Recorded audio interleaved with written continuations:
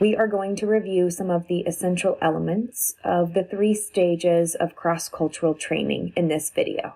Many people work with others whose culture is quite different from their own, but a relatively small number of people actually work in another culture. These expatriates temporarily live and work in a country other than their home country. The best performers are often selected for these assignments because they are competent, they communicate well, and they are sensitive to the differences in the cultures. Cross-cultural training can help them prepare for the transition to the host country and back to their home country. The best programs also include expats' families in the training, and it takes place before, during, and after the expat's assignment. In the pre-departure phase, trainees and their families learn about the host country, including its language, norms, and business practices. As you can imagine, it's a challenge to move to a different country, and so it helps when the training also covers lifestyle topics, like where to live, go to school, shop, go to the doctor, and have fun.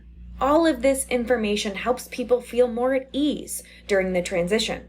This stage relies on presentation-based methods to impart knowledge and hands-on immersive methods to provide practice.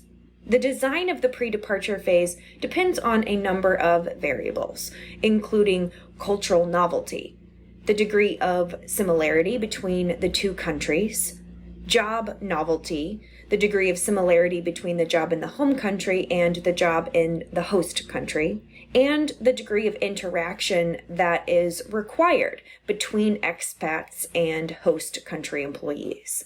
High levels of novelty and interaction usually require a more rigorous program. After expats arrive in the host country, they participate in the on-site phase of cross-cultural training.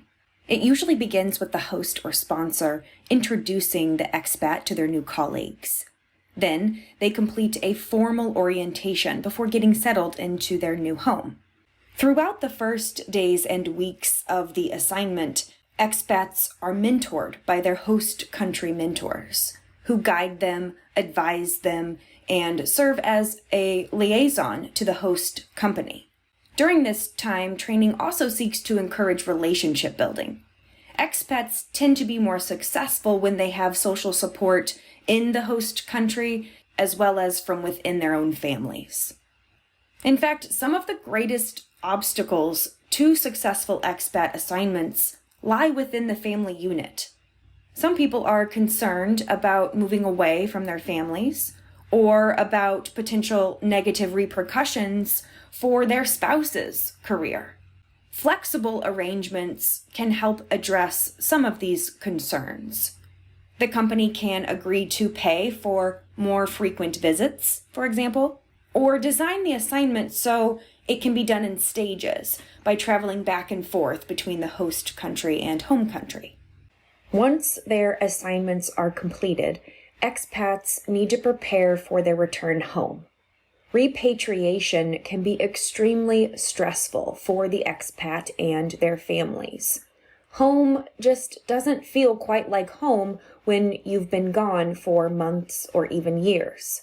Some expats will also need to find housing and transportation once they return. To help them cope with the unique challenges of this stage, training should teach them self-management techniques, what to expect, tips for success, and who to contact for help.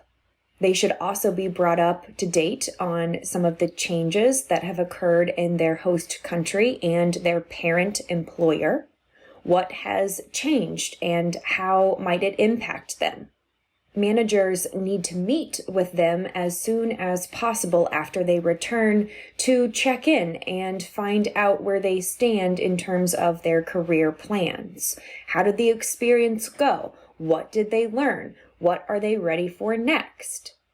Depending on their needs, some of them may grow bored quite quickly after returning home because their regular jobs are not as exciting as their expat assignments, while other people may be ready for less excitement.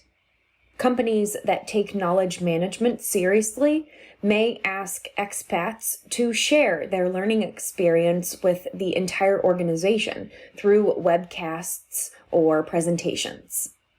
While the content of cross-cultural training will vary greatly, you now have some tools in your own toolkit to help you design the most effective programs possible.